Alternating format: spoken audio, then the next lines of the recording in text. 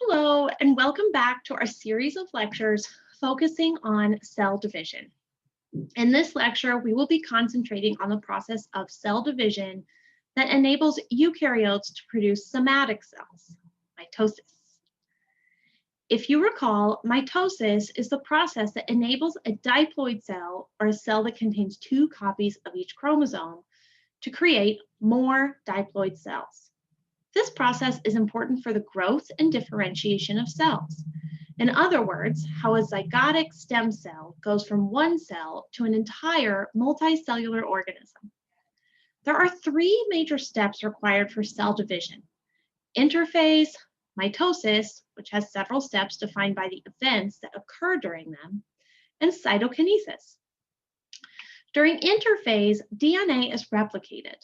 During mitosis, that DNA is divided. And during cytokinesis, the entire cell divides. Let's discuss each of these individually. We have already introduced the cell cycle.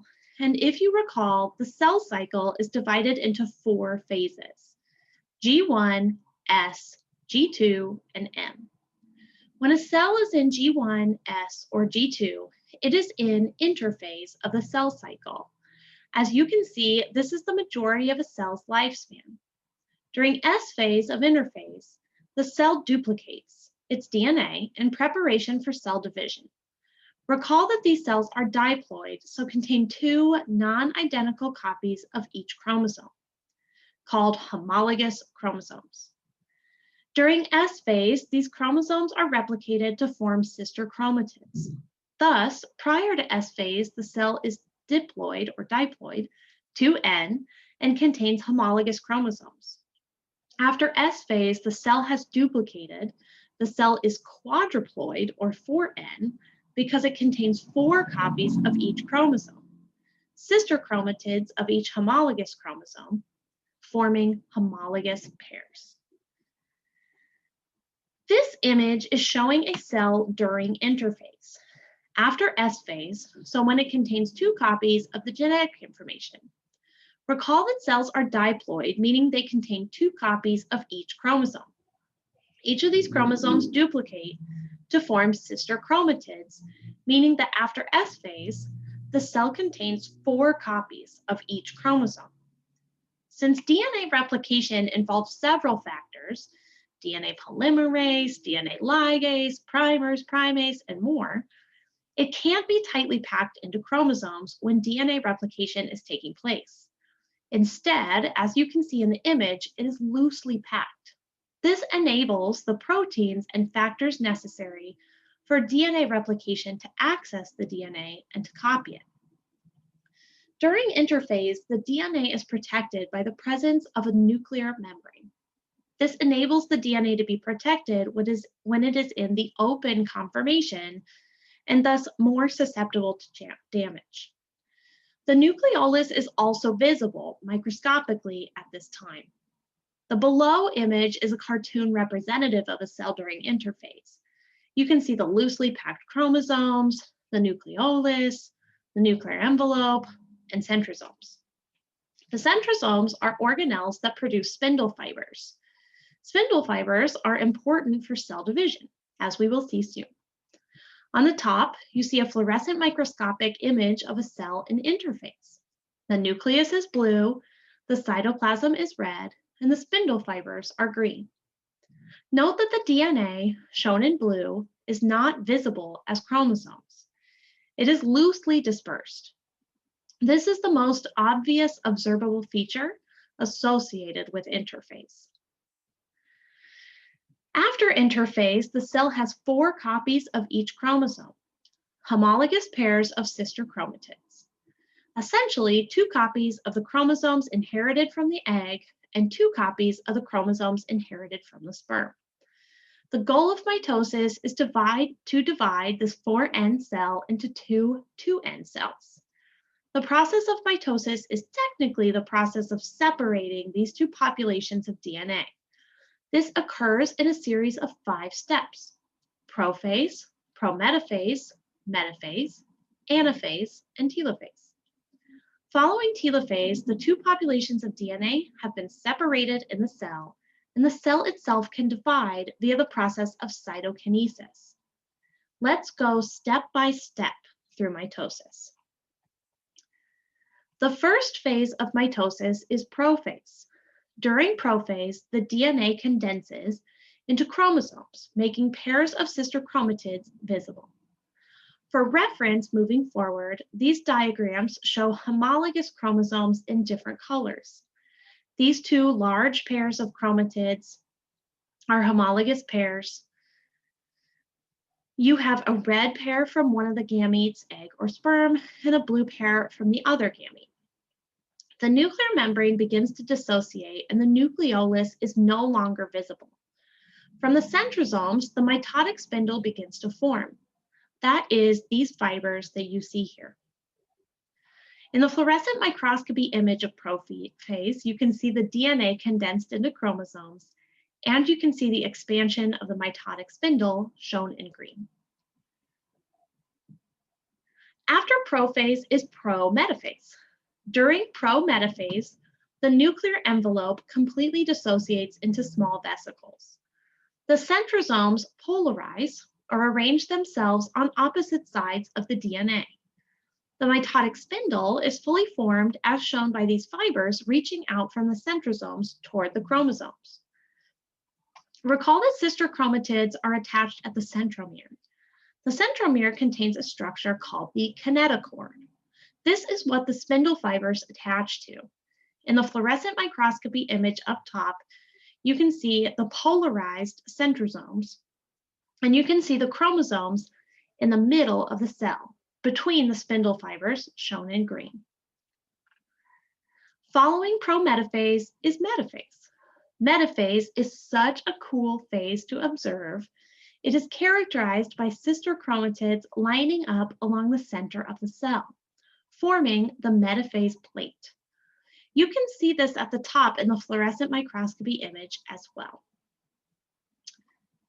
And now for everyone's favorite mitotic phase, made famous by Twilight, anaphase. Watch yourself, Bella, because Edward likely knew this so quickly because it is the easiest to recognize phase of mitosis, not because he's a 120-year-old vampire. During anaphase, the sister chromatids are physically pulled apart by the spindle fibers. They are pulled to opposite poles or sides of the cell. It looks like this happens really fast because the sister chromatids take on a V shape, as if they are being pulled rapidly from the center. Anaphase is identifiable because of the observable space between the two populations of DNA, most evident in the fluorescent microscopy image up top. Notice that as the populations of DNA are being pulled to opposite sides, the cell is expanding in size as well. These chromosomes are pulled apart further and further, and eventually the cell enters the next phase of mitosis, telophase. During telophase, the populations of DNA are fully separated, and a nuclear envelope forms around each population, separating them. Now that they are protected by the nuclear membrane again, the chromosomes begin to decondense. The populations of DNA are so separated that a cleavage furrow begins to form. You can see the indentation of the cytoplasm between the two nuclei. Telophase is recognizable microscopically as you can see the spindle fibers between the two populations of DNA, indicating that the populations of DNA are completely separated. The cleavage furrow continues to pinch inward until the cells are physically separated via the process of cytokinesis. Telophase terminates when cytokinesis. Cytokinesis is the physical separation of the mother cell into two daughter cells. You can see the cleavage furrow on the left and how it pinches into two daughter cells. Okay, let's summarize what we just learned. Cells spend the majority of their time in interphase. Interphase includes G1, S, and G2 phases. During S phase, DNA is replicated. Each homologous chromosome is duplicated, resulting in homologous pairs of sister chromatids. A cell can then enter mitosis or M phase of the cell cycle. The first phase of mitosis is prophase. During prophase, the DNA condenses into chromosomes and the mitotic spindle becomes visible.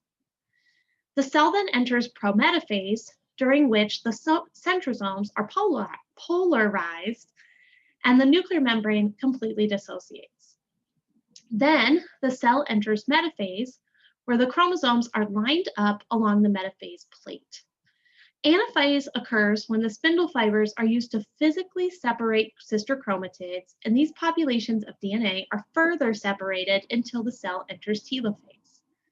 Telophase is characterized by the populations of DNA being completely separated, and thus the reformation of the nuclear membranes around each of these distinct populations of DNA.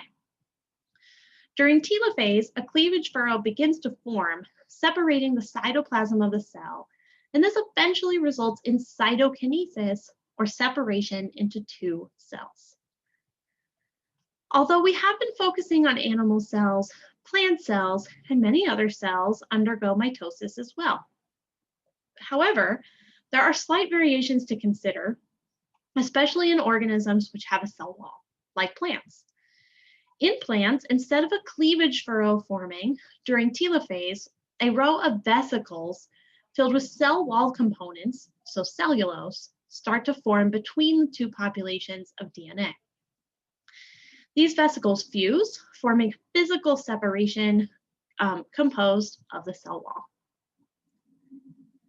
So you may be asking yourself, okay, I know that cells undergo mitosis to duplicate themselves, but if this process is how we go from a zygote to a multicellular organism, how are our cells all different?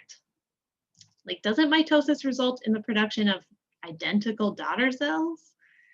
And I would say, wow, that is a great question. You are correct that mitosis results in the production of identical daughter cells. However, as a multicellular organism grows and develops, lots of changes take place. And these changes may be present in the form of programmed or timed gene expression, or factors present in the microenvironment. Growth factors are proteins present during development that promote the differentiation or specialization of specific cells, leading to the formation of specialized tissues. For example, the growth factor EGF promotes the formation of neurological tissue, and the growth factor FGF promotes the formation of lung tissue. From this lecture, make sure that you understand which type of cells undergo mitosis, understand what type of genetic information is separated during mitosis. We're separating sister chromatids of homologous chromosomes. Be able to summarize the major events that occur during interphase, the phases of mitosis, and cytokinesis. Upon visual inspection, make sure you can identify the phase of mitosis a cell is in. Be able to distinguish nuclear division and cell division, and explain how cells can differentiate despite reproducing via mitosis. You need to be familiar with the terms interphase, mitosis, prophase, prometaphase, metaphase, anaphase, telophase. Cytokinesis, mitotic spindle, centrosome, kinetochore, metaphase plate, cleavage furrow, and differentiation. All right, thank you so much for watching this lecture. We really appreciate your effort this semester, and I will see you in the next one.